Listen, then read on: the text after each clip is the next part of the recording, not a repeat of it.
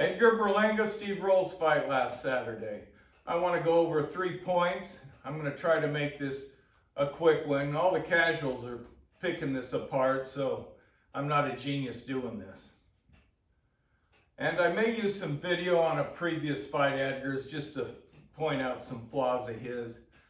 I'm a little leery of putting video up of this recent fight because I've had after a day or so, they've taken down my whole video because of that.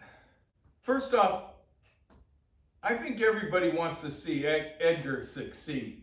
You know, new blood in the sport, upcoming, sensational, but he has a long way to go now that we see him with competitive fighters. The first round knockouts didn't do him any good, as we know. That's why you can't go, you got to pick opponents carefully so you can grow as you go. So let's go right in. I think we'll do stance and jab at the same time, and then we'll go into cutting the rein off.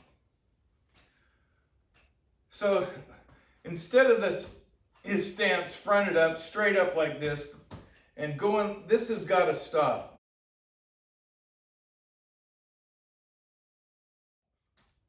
This up and down with the high guard. You have no power, you can't throw from here. He's got to drop his hands down. That's basically telegraphing, and the guy can get away from you.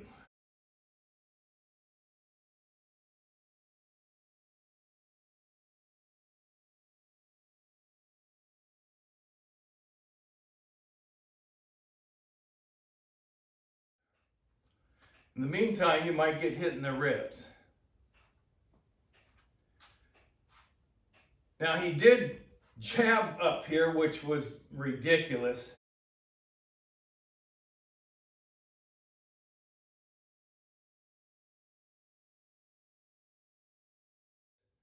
No, fighters, go to the heavy bag. See how much power you can have up there. It all comes from here. So this has got to stop. You know. As far as I check, he's not doing the peekaboo Mike Tyson. Let the pit bull do that. He's short enough. He's 5'5", so he covers his whole body, nothing to hit, and he can get power. He's punching up at the guy. Let him do it, not you, Edgar. All right, the stance. It'd be nice.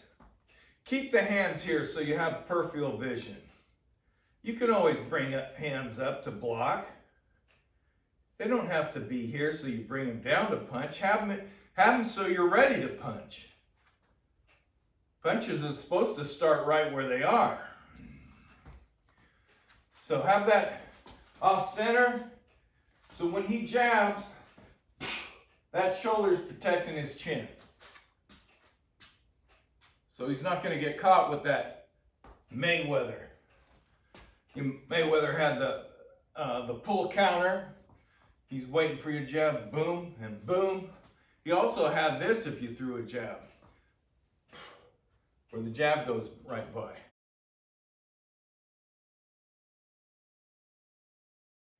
So that wouldn't have happened to Edgar in that fight if he was like this.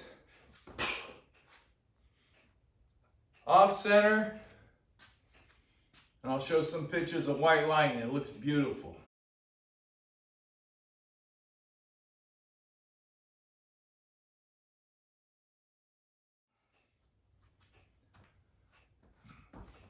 You like this?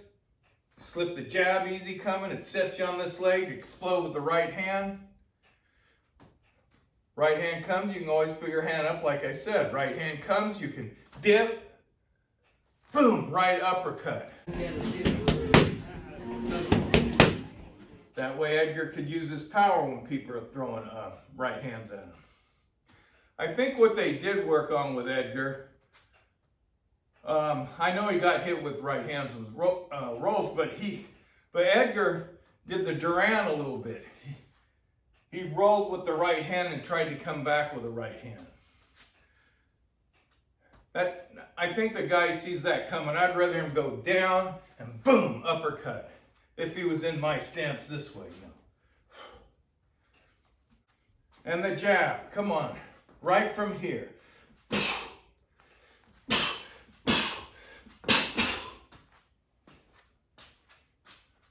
Get some power. I don't care if he uses Larry Holmes jab right here. Larry Holmes used to push his, throw his whole body into it. And that jab I showed you, Larry said wasn't as powerful as the other ones.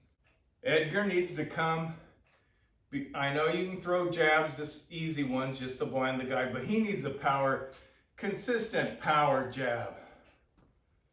I mean, you got to have the M60 set up the bazooka. Speaking of jabs, they did a statistic, how many jabs were thrown. Well, Edgar's came out to about 16 jabs per round. Rolls came to about 25, 30 a round. Edgar says after the fight he fought scared and didn't want to engage. Berlanga should have had the more jabs than the guy didn't want to engage, scared.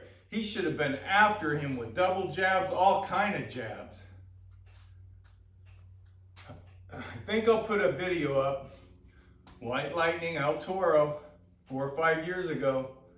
Sparring. I used to require at least 20 jabs per round when my guys sparred.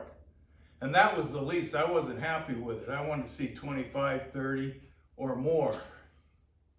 So I think I'll put that video up just to give you an idea.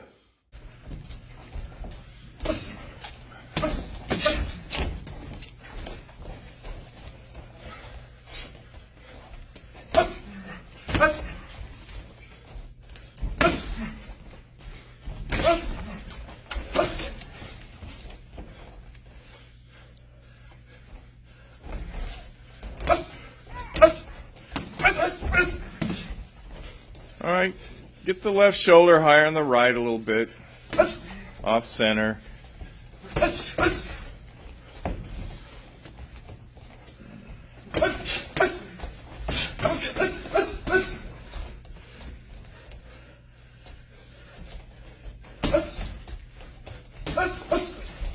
There you go, that looks good.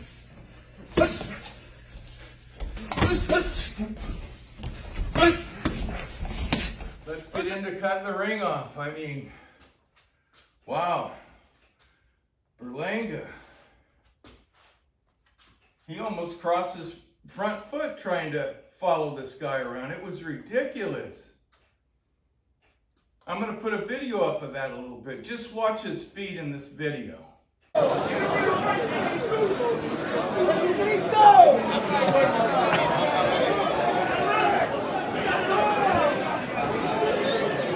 now watch. I'm going to put a video up of the boys again, but 4 or 5 years ago we worked on a drill cutting the ring off. I'm going to put this up. About 1,000 rounds sparring each other. Every 15 seconds it changes. One guy moves lateral, the other guy makes sure he's cutting the ring off on this drill.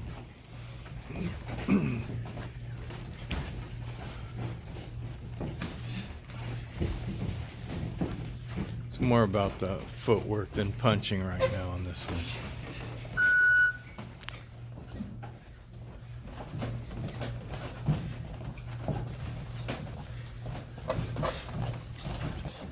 All right, conventional fighters like to go to their left like Muhammad Ali. So, you know,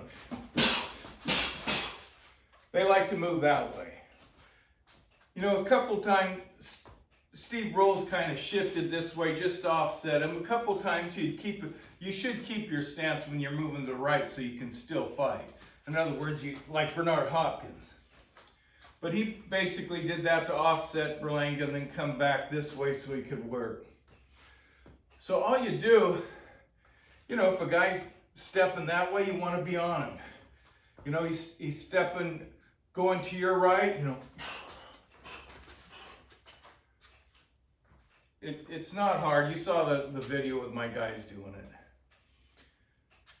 And so then Rolls wouldn't have got to rest. You have to make a guy like that engage. You have to be on him. And like I said, double jab, that's about it. That's all I'm going to go over. Stance, jabs, cutting the ring off. If I had Edgar 2 weeks in the Hell Garage, you would see a big difference when he went back east sparring with his crew. I'm not kidding. All right, man. That's all I got. Thanks.